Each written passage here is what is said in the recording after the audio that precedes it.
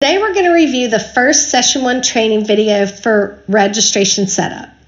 I will begin with the login screen. Once you have created your account, you will need to log in with your email address and password. If you forgot your password, click Forgot Password to receive an email to reset your password. Once you're logged in, you will see your message board that we discussed in the Welcome to ICS video. If you are a user with Council Administrative Access, you will be able to see the Contact Setup and Together Pay folder. In the Contact Setup and Together Pay folder, you will see 4 screens. The Contact Setup screen will need to be updated by the Fraternity Sorority Life Advisor as soon as possible. If you are a Together Pay campus or would like to set up for online payments with Together Pay, you can click on Together Pay Setup to complete the application. If you are a current Together Pay campus, this screen should confirm that you are set up and ready to go. The next 2 screens will update with payment information once registration is open and registrants begin to pay. The next folder is Registration Setup. In the Registration Dates and Event Details screen, you will see all the information you sent to set up for your new recruitment event. You should see the new event name and the type of recruitment in Recruiter Selection Type. Please confirm with your RFM specialist your recruiter selection type will stay the same for your new event. If needed, you can update your registration end date and/or time. You will see there is a payment end date as well. This date is only for our Together Pay campuses. If you are a Together Pay campus, you can extend the payment end date without extending the registration end date if you have P&Ms that still need to pay.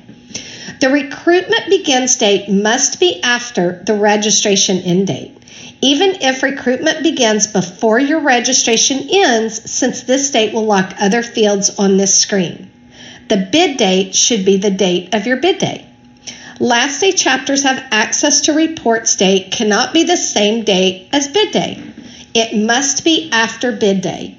If your chapters try to log in after this date expires, you can extend the date. This will allow chapters to log back in to view reports. If you allow your recruit counselors to log in, make sure the recruit counselor login date is set to the first day you would like recruit counselors to log in. If you do not want recruit counselors to log in, this date should be the same date as bid day or after. You can update this date anytime throughout recruitment. The setting for P&Ms must select all available chapters should be selected to yes for a formal sorority recruitment. This setting is for your daily rounds, not for selections made after preference for bid day. If you do not use an RFM specialist, have an informal recruitment, or use ICS for an IFC informal recruitment and do not need your P&Ms to select all chapters for daily rounds, you can simply select no. Do you exercise a dual match process? Should be confirmed with your RFM specialist. If you have a primary and secondary pool, please select yes. You must identify your primary and secondary pool. Make sure they are not left blank. You must identify both pools. If you do not exercise a dual match process for primary and secondary pools, please make sure this is selected to no and there are no pools selected in primary and secondary.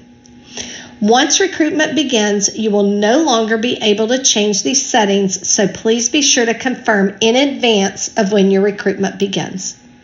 If you would like to lock your P&Ms out from logging into ICS, you can select Lock. Your P&Ms will still receive an email to create an account after registration. They will be allowed to set their password, but if locked, they will see a note letting them know their advisors are not allowing them to log in at this time. All other settings in this screen have transferred from your previous recruitment. If you feel like any of the settings are incorrect, please reach out to support for assistance. If you have made any changes, please click Save. The next screen you will see is the disclaimers. This is the information that your registrants will see during registration. The first disclaimer, number 1, begin registration, is the information the registrant agrees to before they register. The next disclaimer, number 2, finish registration, is the information the registrant sees once they have completed registration. The last disclaimer, number 3, registration closed, is what the registrant sees if registration has not opened or is already closed. You will also see the MRABA disclaimer in this screen. It contains the MRABA that is updated with the most recent version provided by NPC.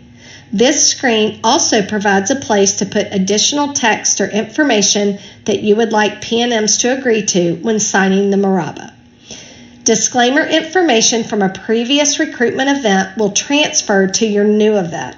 The system does not keep a copy of a past disclaimer once it is updated, so please be sure to save any disclaimer information before you update NICS. IFC will not see the MRABA but will be allowed to add text for final selections. All registrants will receive a confirmation email after they have completed registration with the information in the first and second disclaimer. The next screen you will see is the registration form.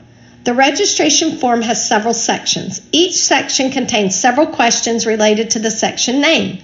You can display or undisplay any question on the registration form. You can also make a question required. All questions or label fields are editable except for a few questions that are required to prevent duplicate registrations in ICS. In addition, you can add additional questions at the bottom of any section.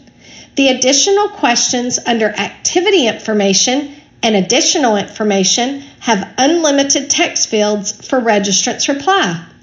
Under the other sections, the additional information text is limited to 265 characters. If you choose to undisplay a section on the registration form by unchecking the section name, any questions that are checked to display under that section will not show on the registration form. If you would like to preview the registration form, you can click Preview Form. If you use this to preview the registration form, please do not post this link for registrants. This link is not controlled by registration start or end dates and will not open or close based on those dates. Also, do not complete the registration form with the same email address you used to create an account in ICS, or the system will delete your access in the Users Manage User screen. If you make a payment in the preview form, the registration fee can be refunded in the payment status screen. However, the PNM fee cannot be refunded. So feel free to discontinue registering before payment is made.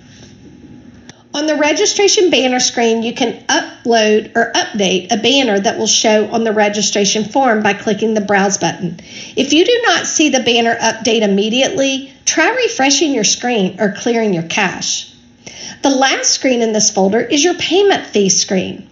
You will need to update fees in this screen if you use our online payment system TogetherPay, or if you used a custom payment link and you would like your registrants to see the amount they will pay once they have completed registration and are redirected to your payment URL, please add the fees in this screen. In this screen, you can add up to 3 payment fees. You can make each fee required or optional. The registrant will see these fees itemized during registration. If you have opted to have your registrants pay the PNM fee during registration, you will see that fee listed here as well. Please note the PNM fee is non-refundable. This concludes today's training.